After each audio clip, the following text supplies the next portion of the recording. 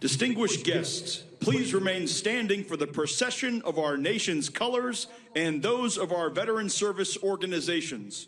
As we march on the colors, the United States Army Band will play the National Emblem March.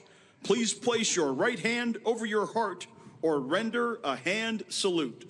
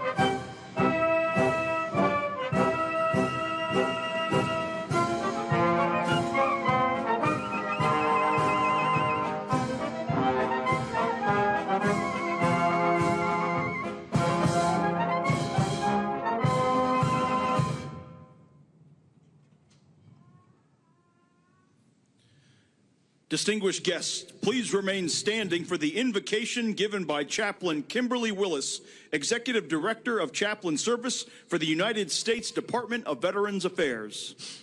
Good morning. Let us pray. Eternal and ever faithful God, on this sacred morning beneath the quiet majesty of these marble arches, we gather in this hallowed place to pay tribute, to reflect, and to recommit. We come before you as a grateful nation, mindful of those who have donned the uniform, answered the call, and stood in the breach on behalf of freedom. You who chart the course of every life, know each one who answered to the distant horizon, to the storm-tossed sea, to the far-off watch. You have seen the quiet courage and the visible sacrifice, the sleepless nights, the lonely return, the unspoken burdens. You have carried the tears of family, the prayers of caregivers, and the hope of a grateful people. We remember those who fell, whose names rest beneath these stones, silent sentinels of our nation's promise. We remember those who yet bear in body or spirit the cost of service.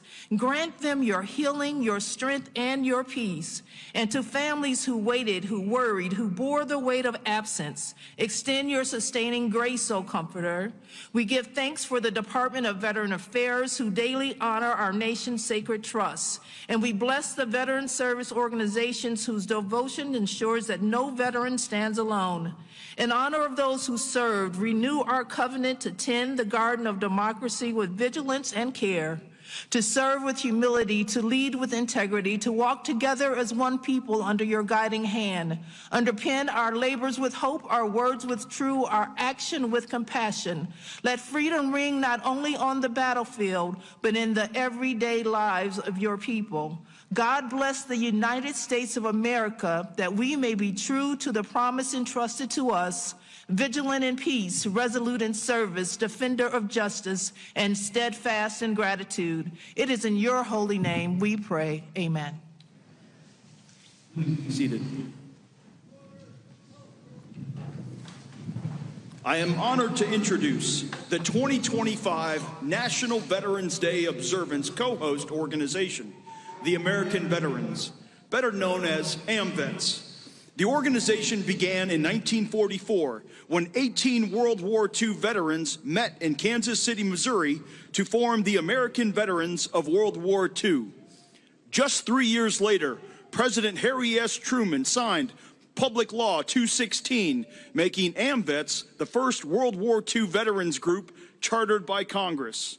Over the decades, its charter expanded to include those who served in every era from World War II to today, including members of the National Guard and Reserves. Today, AMVETS focuses on critical veterans issues such as mental health, suicide prevention, and ensuring women veterans receive equal recognition and opportunities. Representing AMVETS today is National Commander Paul Shipley, a U.S. Army combat veteran who served from 2004 to 2014, including a deployment to Iraq. Commander Shipley is the first post-9/11 veteran and one of the youngest leaders in AMVETS' 80-year history.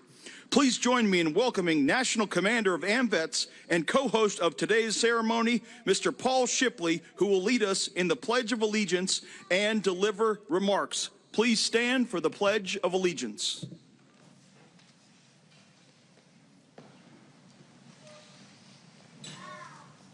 I pledge allegiance to the flag of the United States of America and to the republic for which it stands, one nation, under God, indivisible, with liberty and justice for all.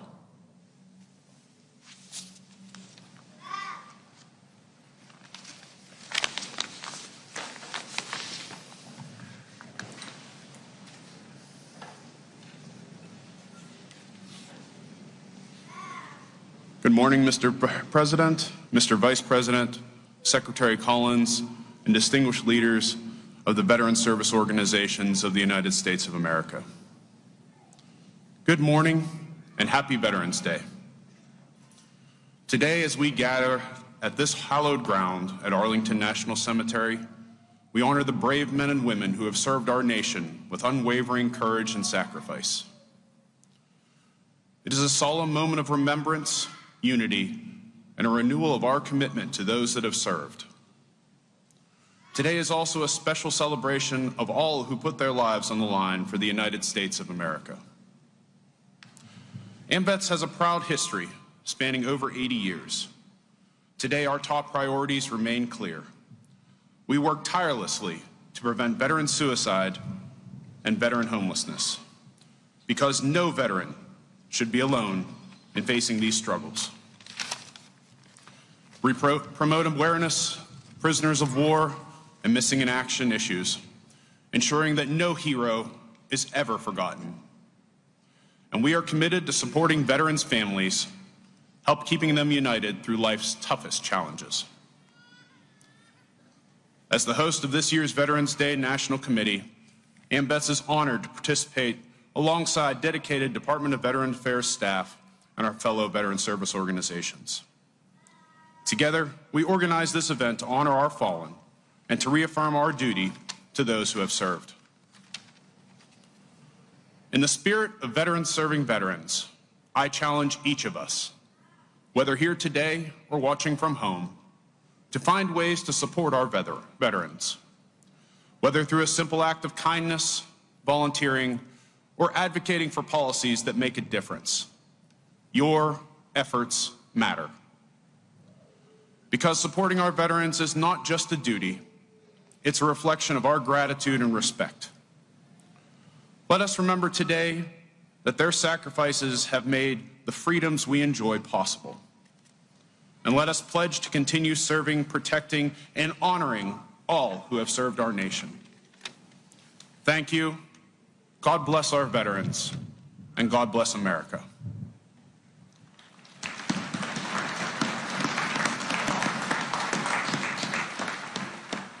It is now my humble honor to introduce the 12th Secretary of the Department of Veterans Affairs. Secretary Doug Collins is an accomplished attorney with more than a decade of legislative experience representing the people of Georgia in the state legislature and later the U.S. House of Representatives. As a U.S. Air Force Reserve chaplain, Secretary Collins has ministered to our country's military since 2002. He completed a 2008 and 2009 deployment to Iraq while stationed at Balad Air Base. Collins remains a colonel in the United States Air Force Reserve, and he previously served in the U.S. Navy Reserve. Please join me in warmly welcoming VA Secretary Doug Collins.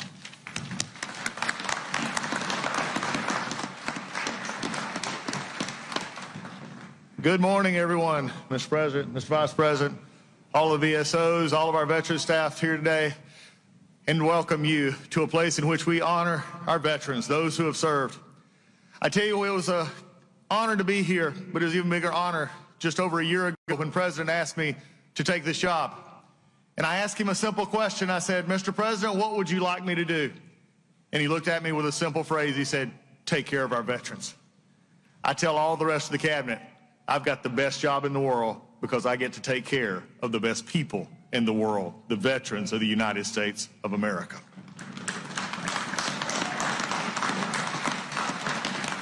And this president is firmly committed to making sure this happens.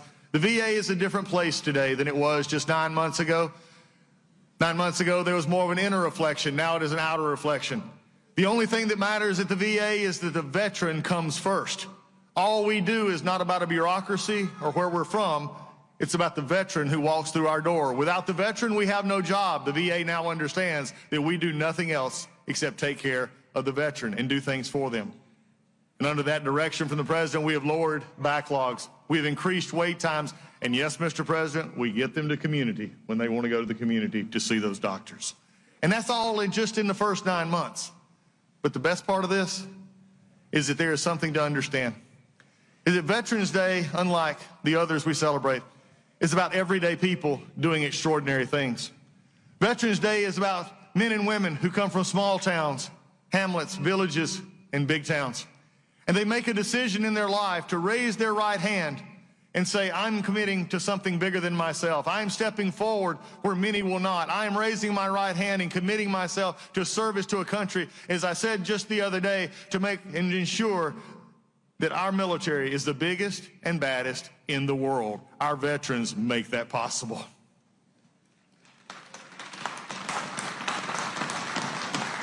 It comes from people all over, as I served with in Iraq.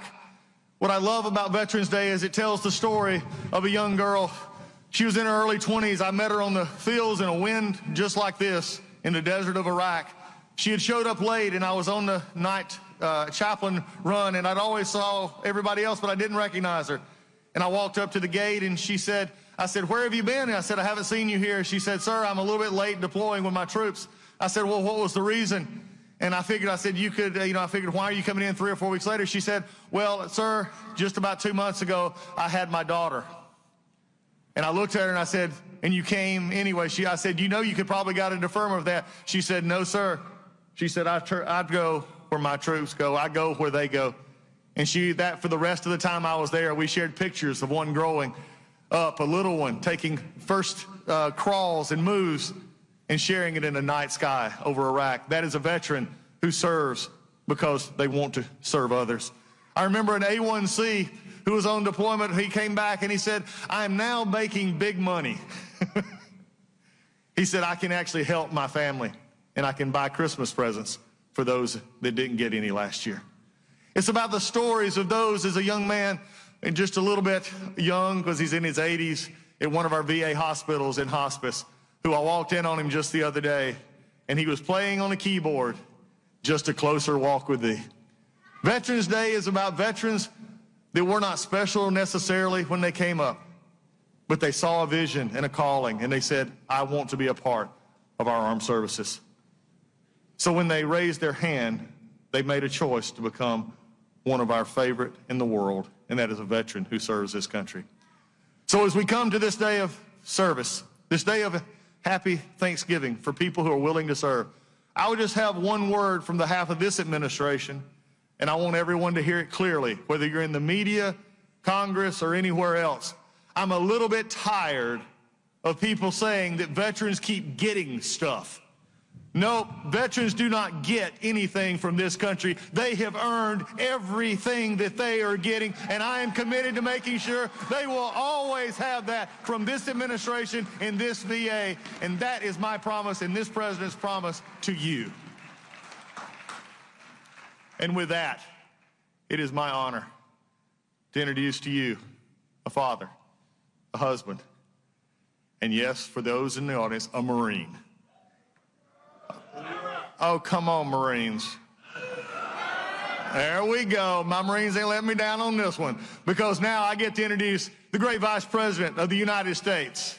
It is his honor. It is his Marine, and I'm making him wait just a minute. It is Mr. Vice President. He is ready to use.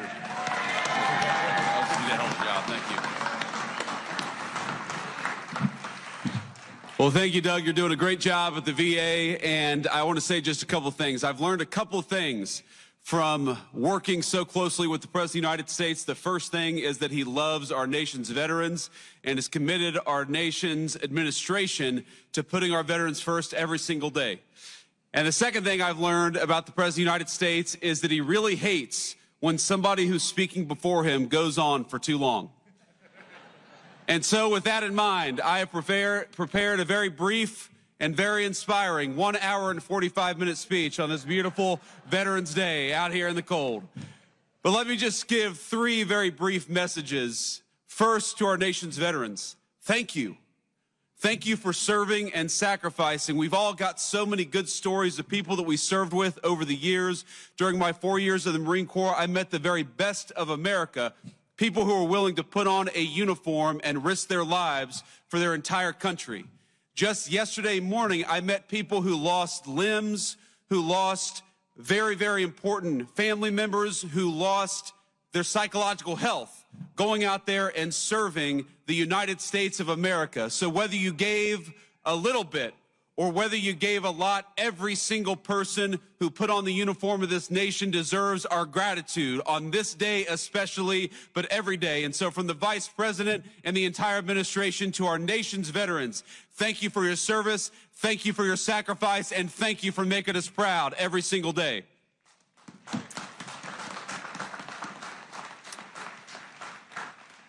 The second message is to the nation's political leaders. I happen to believe that the most valuable resource that we have isn't the incredible wealth of natural resources of this country, as amazing as it is. The most important natural resource that we have is that we have hundreds of thousands of young people every single month who sign up to put on the uniform and risk their lives for their fellow citizens. That is a resource we cannot squander. That is a resource we must protect. And so to every elected official who's here today, our obligation, our sacred responsibility to our veterans is to make sure that the American military is the bravest and best fighting force anywhere in the world, and to make sure that every time we ask our nation's military to go off to war, we give them the training, we give them the resources, and we give them what they need to kick the enemy's rear end and to come back home safely and quickly. That is our obligation to you.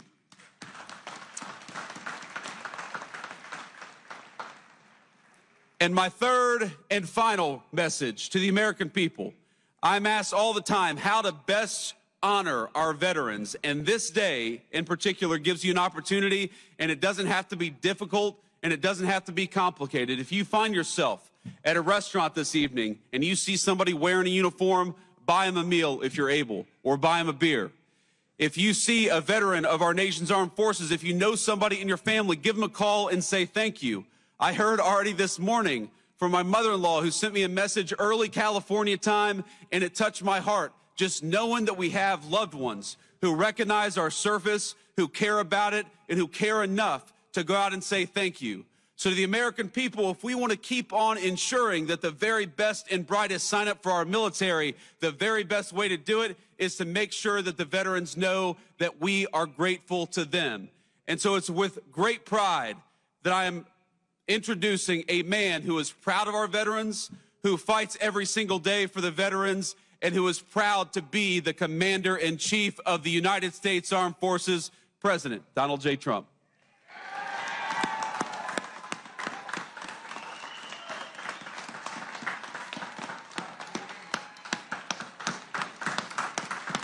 Thank you, J.D.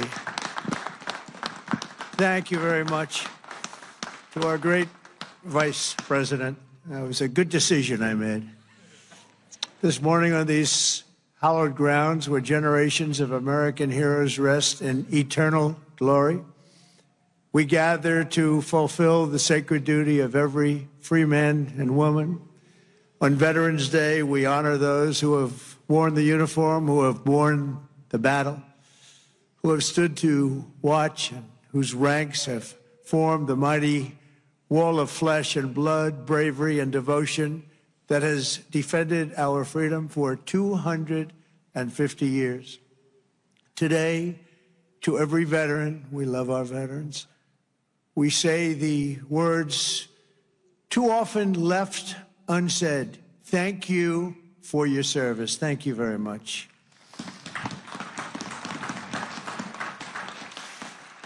And we want to also say thank you for carrying America's fate on your strong, very broad, and proud shoulders. Each of you has earned the respect and the gratitude of our entire nation. We love you, we salute you, and we will never forget what you have done to keep America safe, sovereign, and free. Thank you very much.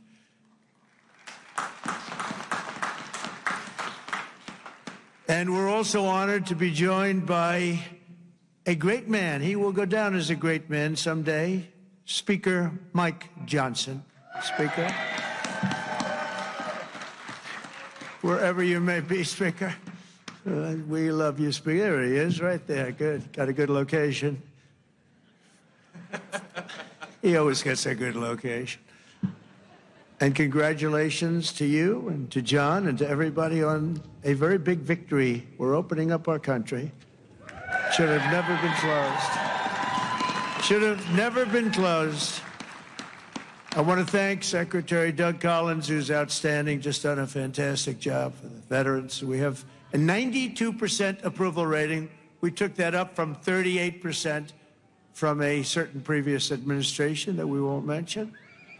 Also, Secretary of War, we like the sound of that better than the other.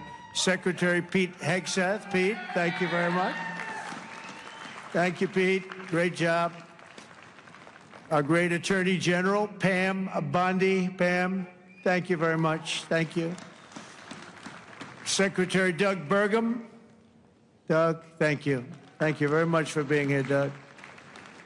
The #1 energy person anywhere in the world, acknowledged. I was amazed that he took the job, and he did it without hesitation. What he gave up, what Doug gave up, what all of them gave up, nobody would ever know, but Secretary Chris Wright, #1 anywhere in the world, acknowledged. And drill, baby, drill, Chris, right? Drill, baby, drill. The energy prices are way down, and they're going further. Secretary Linda McMahon, education, moving education back to the states, Linda, right? Getting it back to the states where it belongs. Secretary Lori Chavez DeRemer, thank you, Lori, very much. Director Russ Vogt, Director, thank you. What a good job he's doing, cutting, but fairly cutting. Director Tulsi Gabbard, thank you, Director. Ambassador Jamieson Greer, what a job he's done. We've taken in trillions of dollars in tariffs, and we want to keep it that way. It's been good for our country, I can tell you, including national security. General Dan Kane. General, thank you. He's a real general. And congratulations on wiping out the nuclear capability of Iran in about a matter of seconds once they got there. They traveled a total of 37 hours, but once they got there, they were very quick. And also to many other very distinguished guests. We have an amazing group of people. I'd like to name every one of you, but I think a lot of people would be upset. It's a little cold. The pages of American history are filled with the tales of titans, icons, innovators, and trailblazers who built this country into the greatest, most ambitious, and most prosperous nation the world has ever seen. And we brought it to new levels. I'll tell you, we were going in a direction for a period of time, but we've never been hotter than we are right now. This is the hottest country anywhere in the world. Yet every captain of industry, every pioneer of science, and every star whose brilliance has lit up the lights of Broadway all share one thing in common. They only had the chance to soar because the veterans had the courage to serve. They took care of those people. They took care of all the stars. The stars that you read about wouldn't be here without our veterans. Everything we have, everything our country has achieved has been purchased by the muscle, spine, and steel of the United States military. We owe it all to the fierce and noble men and women of the Army, the Navy, the Air Force, Space Force, Coast Guard, and the United States Marines. Here's a guy. Our service members, our own words, are the greatest possible tribute to their immortal valor.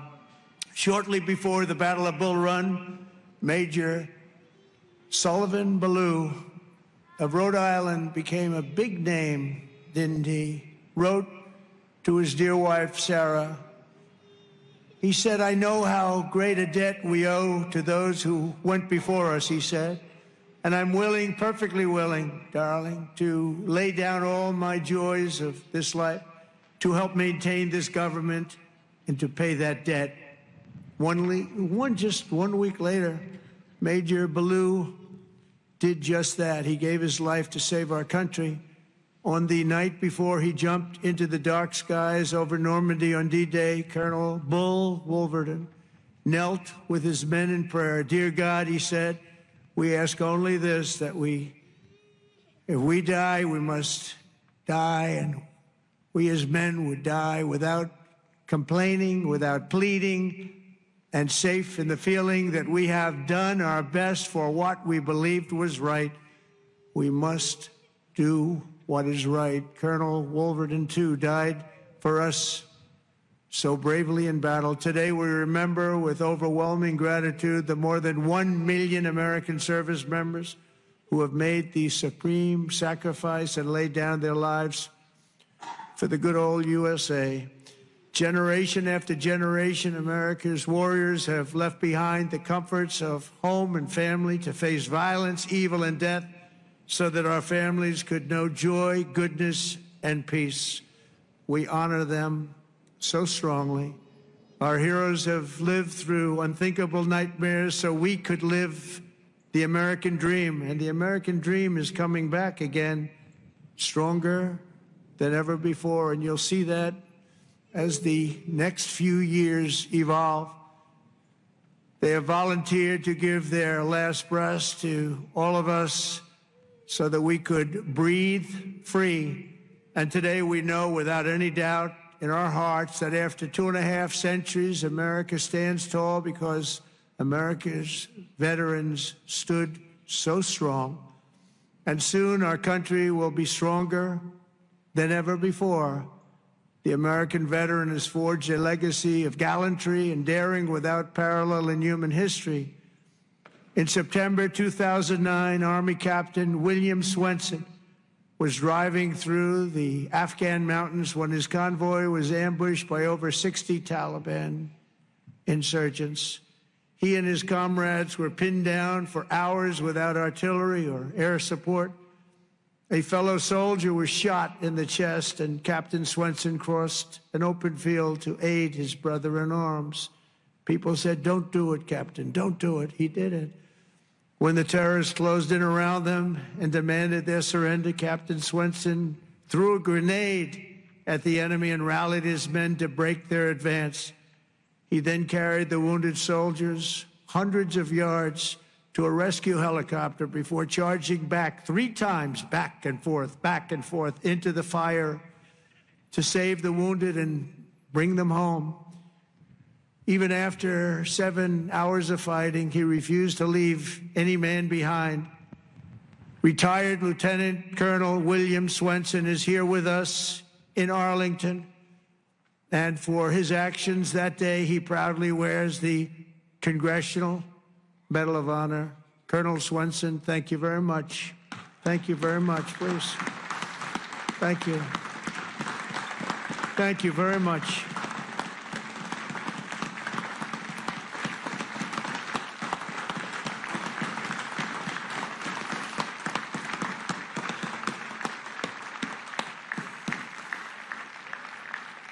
The ultimate honor. Thank you. Another person who shows the Medal of the American Veteran is Dale Stovall. As an Air Force helicopter pilot in Vietnam, Captain Stovall was assigned to rescue a downed American airman deep in hostile territory. Despite the extreme peril, Captain Stovall took off in his HH-53C helicopter and soon came under intense fire, forcing him to turn back. But the captain refused to abandon his mission. The next day, he willingly plunged back into the danger while taking fire from all directions. He didn't have a chance, he felt, but he said, "I got to do it." He rescued the downed American pilot who had been stranded on the ground for 23 days and brought him back home alive, completing the deepest rescue behind enemy lines in the entire Vietnam War. For this and 11 other harrowing rescues, he was a brave guy. Dale received the famous Air Force Cross and the Distinguished Flying Cross and 2 Silver Stars, making him the 4th most combat decorated Air Force Academy grad of all time. He retired as a brigadier general after 31 years of service. General Stovall, you are a legend. Please, thank you. General Stovall. Thank you very much. Thank you. You look good, General. You look, I wish I looked that good. You look good. Thank you very much, General. America's warriors never quit, never surrender. They fight, fight, fight, and they win, win, win. That's what we do. We win battles. As you know, today is not only Veterans Day, but it's my proclamation that we are now going to be saying and calling Victory Day for World War I. Victory Day. You know, I was recently at an event and I saw France was celebrating Victory Day, but we didn't. And I saw France was celebrating another Victory Day for World War II. And other countries were celebrating. They were all celebrating. We're the one that won the wars. And I said, from now on, we're going to say Victory Day for World War I and World War II. And we could do for plenty of other wars, but we'll start with those 2. Maybe someday somebody else will add a couple of more because we won a lot of good ones. But when I see other countries celebrating Victory Day, I watched it. I watched UK. I watched Russia. They were celebrating Victory Day, World War II. And I said, we got to have a Victory Day. Nobody even talked about it in our country. But from now on, we're going to be celebrating Victory Day for World War I, for World War II, and frankly, for everything else. Under the Trump administration, we're restoring the pride and the winning spirit of the United States military. That's why we have officially renamed the Department of Defense back to the original name, Department of War. And remember, we won World War I, we won World War II, we won everything in between, we won everything that came before, and then we brilliantly decided to change the name of this great thing that we all created together, and we became politically correct. We don't like being politically correct. So we're not going to be politically correct anymore. From now on, when we fight a war, we only fight for one reason, to win. We fight to win. Then under my leadership, we're also fighting for the great veterans who have always been there for us, and especially when we needed them and needed them most. In 9 months, the Trump administration has cut the backlog of VA benefit claims in half. That's a big achievement, and Doug is going to get it down to 0. During the Biden administration, the backlog exploded like we had never seen before, and I'm going to eliminate 100% of that backlog. We're moving at that pace, and already we've processed more than 3 million backlog claims, the most of any year in the history of the VA. We've added more than 1 million extra service hours across the VA centers, and we've opened 20 new facilities in 13 states, something that people said just not possible to do. We also have brought back VA choice and VA accountability, taken away by the Biden administration, so that when you have to wait online, you go out and you get yourself a doctor. We pay for the doctor if you have to wait. And the other thing is we fired thousands of people who didn't take care of our great veterans. They were sadists, they were sick people, they were thieves, they were everything you want to name, and we got rid of over 9,000 of them. And then when Biden came in, he hired them back, many of them. But we got rid of them. And I think we got rid of them permanently. We replaced them with people who love our veterans, not people who are sick people. We're also confronting the challenge of veterans' homelessness, and earlier this year I signed an order establishing the National Center for Warrior Independence to house up to 6,000 veterans in need, and we will not stop until we have ended the tragedy of homeless veterans once and for all. I'd see in New York where people that came into our country illegally, would be put up in hotels, and veterans would be sitting on the sidewalk outside of that hotel where these other people are put in. And many of the people that came in were put in from prisons. They were murderers. They were drug dealers. They were people that we didn't want in our country. They were staying in hotels, luxury hotels, and our veterans were sitting on the sidewalks watching them go in. I said, that's never going to happen under this administration.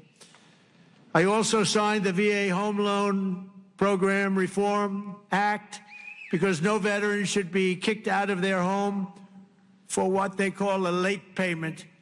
It's not happening. And I'm pleased to report that since January, the veterans' unemployment rate has fallen by more than 26%. That's amazing. Work hard on that. And I also want to give a very special thanks to all of the veteran service organizations that work so hard. They're all represented here today.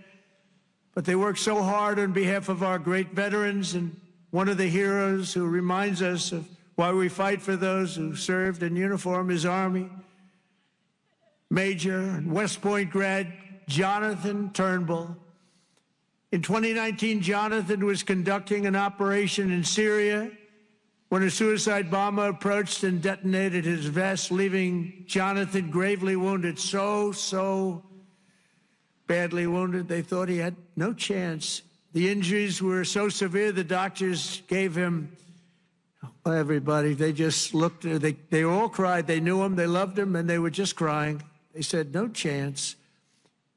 He was resuscitated 3 separate times, and he underwent 22 surgeries, but he refused to give up. He wanted to live. He loved his country. He loved his family. He wanted to live. He was going through hell. I visited Jonathan at Walter Reed in 2020, remembered so well, and today I'm delighted to say that Jonathan is not only alive, he is here with us, back on his feet, and living a great life alongside his beautiful wife, Samantha, and their 3 incredible children. Jonathan, Samantha, please, God bless you. God bless you. Thank you. Where are you? There he is. There he is. Beautiful. Thank you very much. Thank you. You're a tough guy. You're a tough one. Nobody could have gone through what you went through. He's doing good, isn't he, huh, Samantha? Thank you very much, both. And in conclusion, from the very beginning of our country, our great American flag has always been shielded and protected by a special cast of citizens who has stepped forward to safeguard liberty's cause. When danger came, when duty called, when Almighty God asked, who had the will and the strength to defend the land of the free, each and every American veteran stood up and said, "Here I am, send me, here I am." They've come from every corner of this nation, from the cornfields of Iowa to the hills and valleys of California, from the steel towns of Pennsylvania to the vast plains of Texas, from the banks of the mighty Mississippi to the 5 boroughs of New York City. With selfless commitment and unyielding conviction, they made themselves America's ramparts and became the shield between our homeland and those who would do us harm. With everything they had, they did one thing above all else. They put America first. On the decks of destroyers, beneath the thunder of cannon fire, in the cockpits of our beautiful B-2 bombers. Aren't they beautiful now? We respect them so much. What a job they did. That in an instant completely obliterated Iran's nuclear capability, of which we have just ordered, I have to say, many more of the updated versions of that incredible piece of art. They defended the American Republic, dispensed American justice, crushed the enemies of freedom, and vanquished the forces of wickedness and evil. That's what we've been doing. Because of what every veteran has done today, the flame of liberty shines bright. The people of our nation sleep safe. The American dream surges forward, and our magnificent destiny stands more splendid and glorious than ever before. So I want to say thank you once again to every American veteran. You are very, very special people, and always in our heart. And thank you very much, and God bless you, and God bless the United States of America. Thank you very much. Thank you, everybody. Thank you very much.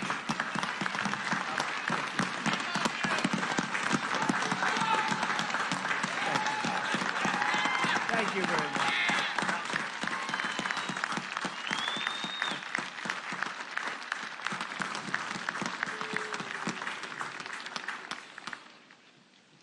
Distinguished guests, please stand and join the United States Army Band and Chorus in singing "God Bless America," and remain standing as we retire the colors. Please place your right hand over your heart or render a hand salute.